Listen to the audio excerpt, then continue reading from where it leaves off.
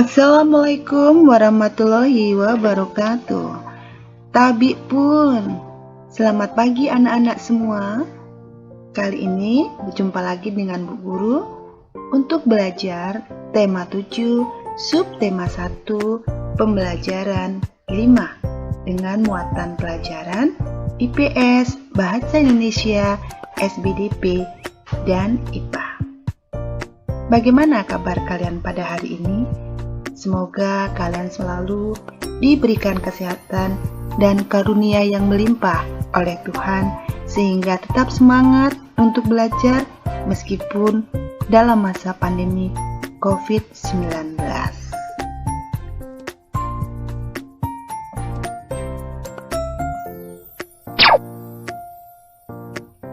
Anak-anak semua, peristiwa Sumpah Pemuda pada tahun 1928 memberi dampak yang sangat besar bagi perjuangan bangsa Indonesia. Ayo kita simak pelajaran berikut ini. Dampak peristiwa Sumpah Pemuda 1928. Pada tanggal 28 Oktober 1928, suatu tekad yang sangat penting bagi penguasaan konsep wawasan kebangsaan Indonesia telah diikrarkan. Ikrar tersebut merupakan modal yang sangat berharga bagi terbentuknya negara kesatuan. Tekad untuk bersatu dan mengesampingkan alasan-alasan kedaerahan, kesukuan, keturunan, keagamaan, dan golongan. Namun, persatuan itu tetap dalam kerangka saling menghormati dan menghargai perbedaan-perbedaan yang ada. Kesemuanya bersatu padu dan melebur dalam ikrar Sumpah Pemuda.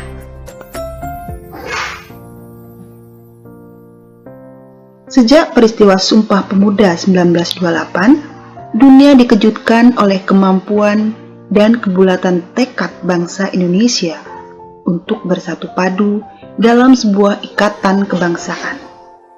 Pengaruhnya pun sangat besar bagi organisasi pergerakan. Organisasi-organisasi politik yang lahir setelah peristiwa Sumpah Pemuda semuanya memakai kata Indonesia dalam namanya. Begitupun dengan organisasi yang masih bersifat kedaerahan mulai memproses untuk bersatu dalam satu wadah, yaitu Organisasi Indonesia Muda. Adapun tujuannya adalah untuk mempererat tali persatuan segenap pemuda yang berbangsa, berbahasa, dan bertanah air Indonesia. Peristiwa Sumpah Pemuda telah membawa kesadaran dalam diri setiap orang akan pentingnya persatuan dan kesatuan dalam sebuah bangsa. Penyatuan berbagai sifat kedaerahan menjadi sifat nasional terus dilakukan. Peristiwa Sumpah Pemuda menegaskan rasa senasib sepenanggungan sebagai satu bangsa. Rasa inilah yang kemudian menyebabkan timbulnya semangat persatuan untuk membentuk sebuah negara kesatuan. Selanjutnya, ayo kita berdiskusi. Apakah judul teks bacaan yang sudah kita baca tadi?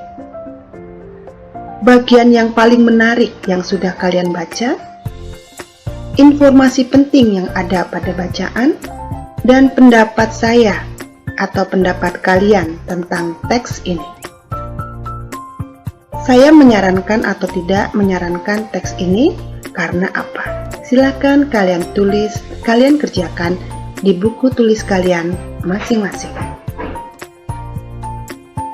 Anak-anak, setelah memahami bacaan tersebut, ayo tulislah informasi penting dalam bacaan ke dalam kolom-kolom berikut ini.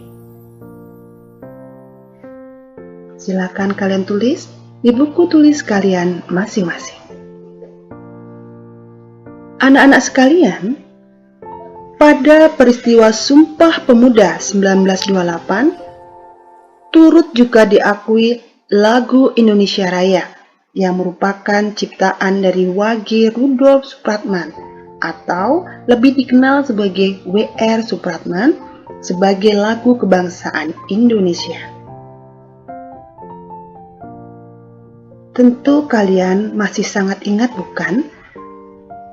Dengan lagu kebangsaan Indonesia Raya yang selalu kita nyanyikan setiap hari Senin saat pengibaran bendera pusaka. Ayo kalian nyanyikan masing-masing. Yang kita kenal selama ini, lirik lagu Indonesia Raya hanya satu stansa. Ternyata ada stansa 2 dan stansa 3 yang terdapat dalam lirik lagu Indonesia Raya. Nah, tugas kalian adalah menyanyikan lagu Indonesia Raya stansa 1, stansa 2, dan stansa 3 yang terdapat pada buku teks ini.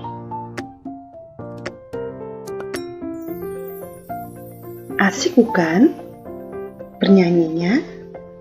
Itulah lagu kebangsaan kita, Indonesia Raya, ciptaan W.R. Supratman.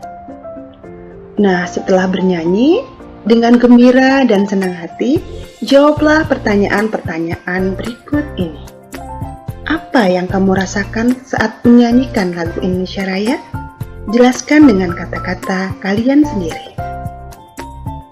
Bagaimanakah nada dan tempo lagu Indonesia Raya? Jelaskan dengan kata-kata kalian sendiri. Dan berikutnya, apakah lirik lagu Indonesia Raya mencerminkan nilai-nilai persatuan dan kesatuan? Jelaskan ya. Dan yang terakhir, jelaskan isi lagu tersebut dengan kata-kata kamu sendiri. Tuliskan dalam bahasa Indonesia yang baik dan benar. Tulis dengan tulisan yang rapi. Perhatikan penggunaan kata-kata baku. Perhatikan pula penggunaan tanda baca yang benar. Tuliskan dalam kotak berikut ini.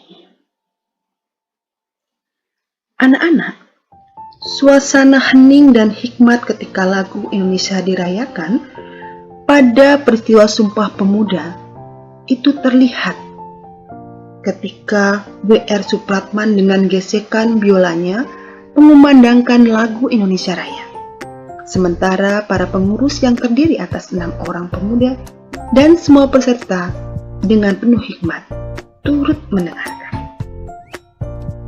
Kita lanjutkan yuk pelajaran kita dengan ayo membaca bacaan mengenai peristiwa mengembun dan menyublin berikut ini. Selain peristiwa mencair, membeku, dan menguap, masih terdapat 2 peristiwa perubahan wujud benda. Perubahan wujud benda yang dimaksud adalah mengembun dan menyublin. Mengembun adalah peristiwa perubahan wujud gas menjadi cair. Dan menyublim merupakan peristiwa berubahnya wujud padat menjadi gas. Sekarang kita perhatikan gambar berikut ini. Di sini terdapat gambar atau diagram tentang perubahan wujud benda. Perlu kita ketahui bersama bahwa wujud benda ada 3, yaitu benda padat, benda cair, dan benda gas. Peristiwa perubahan benda cair menjadi padat disebut sebagai membeku. Peristiwa perubahan wujud padat menjadi gas disebut sebagai menyublim. Peristiwa perubahan wujud gas menjadi cair disebut sebagai mengembun. Dan selanjutnya, perubahan wujud cair menjadi gas disebut sebagai menguap. Perubahan wujud gas menjadi wujud benda padat disebut sebagai mengkristal, dan perubahan wujud benda padat menjadi benda cair disebut sebagai mencair. Sudah paham bukan dengan diagram berikut ini? Ayo kita lanjutkan belajar kita dengan mengerjakan soal-soal berikut ini. Anak-anak semua, selesai sudah pelajaran kita pada hari ini. Tetap semangat meskipun kita belajar dari rumah dalam masa pandemi COVID-19. Jadilah pelopor pencegahan COVID-19 dengan menerapkan 5M. Wassalamualaikum warahmatullahi wabarakatuh.